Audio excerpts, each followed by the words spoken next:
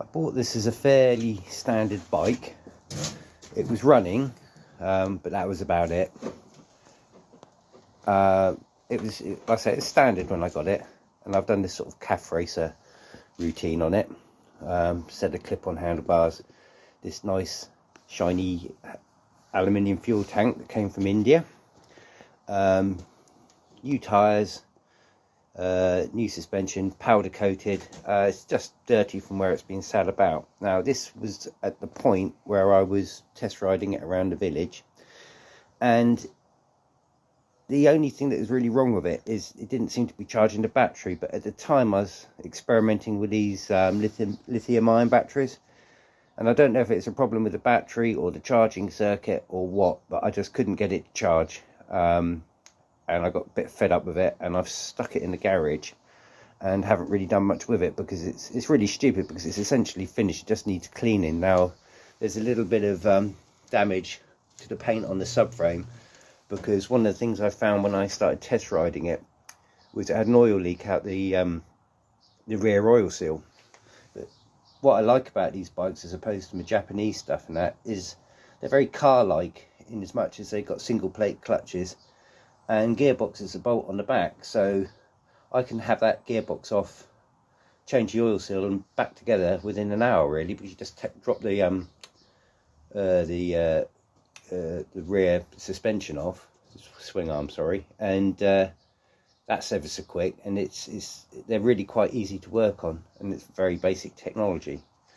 Now the second bike I bought was a rolling chassis, and I'll show you that.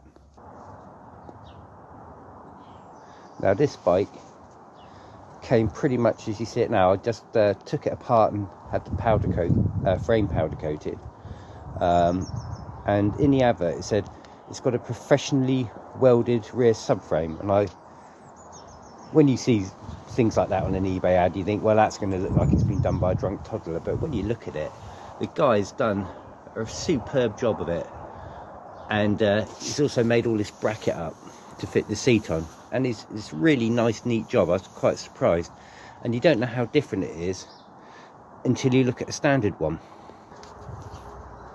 Now this is another one I bought, and this is an ex-French gendarme bike. But you see this rear subframe bolts on like that, and then you compare it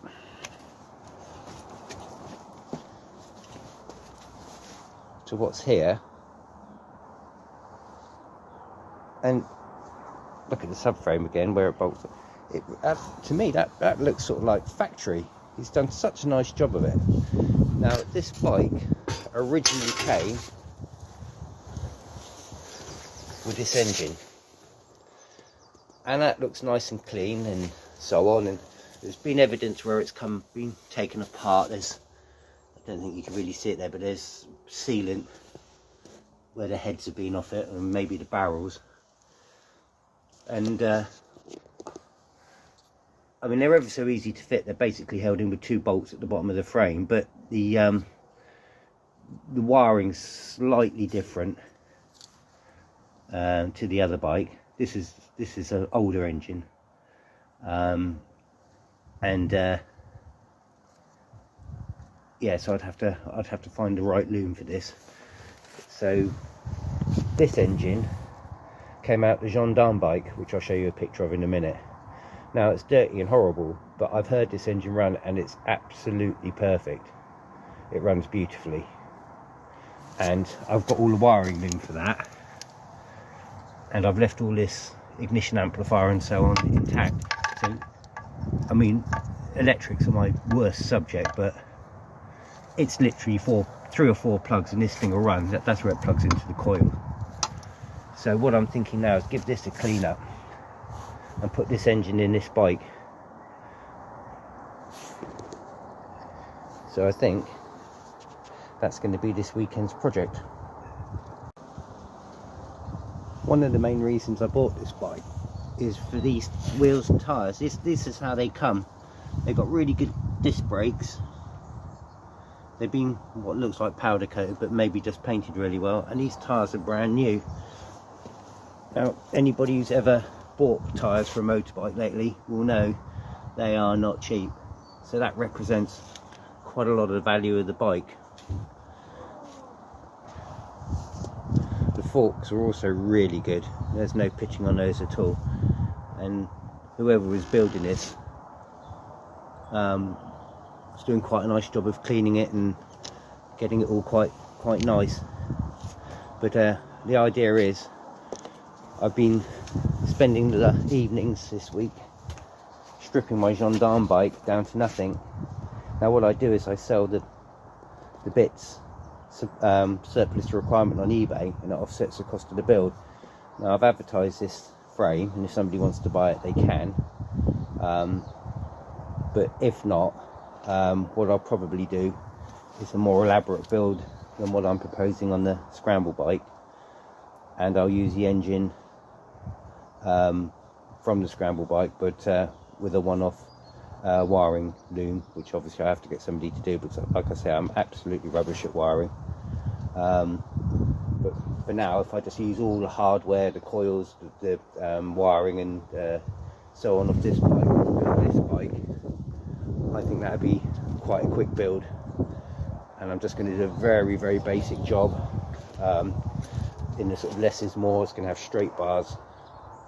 Maybe I'm having a saddle recovered at the minute, because we've got the world's best auto trimmer less than a mile from my house, and find some fuel tank.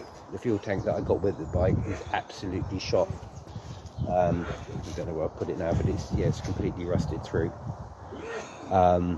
So I think a different sort of lozenge shaped tank and a splash of colour. But basically I don't want anything that isn't completely necessary. It's just going to be two wheels and an engine, that kind of bike, and that's what we're going to be doing.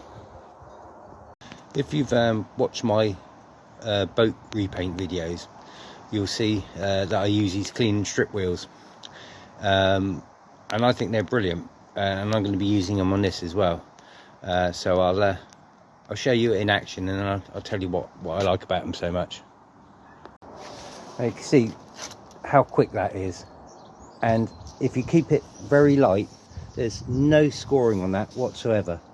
All I've got to do is go over that with a light bit of sandpaper, and then I can polish it, paint it, or do what I want with it.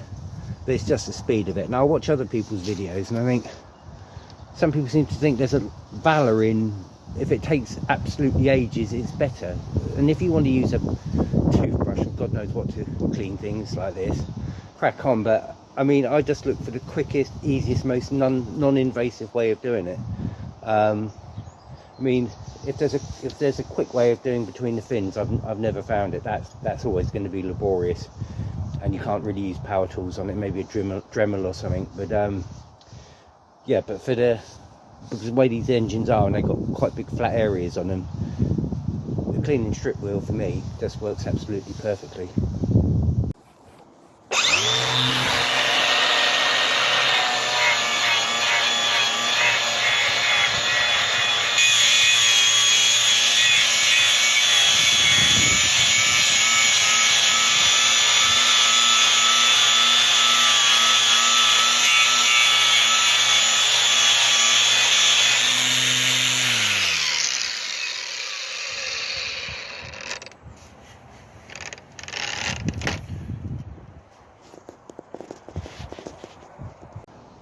So after about an hour with the cordless drill with this little wire brush attachment in it, the angle grinder that I've already shown you, this little orbital sander, bits of DA pads and the Scotch-Brite, I've got it to about this stage. So it's basically clean and almost shiny.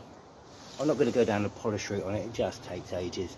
So I'm going to paint the black bits in the normal places, and I'll give it another good going over tomorrow if it's not raining. But all my batteries are flat now, so I'm going to give them a charge up because it's pub o'clock.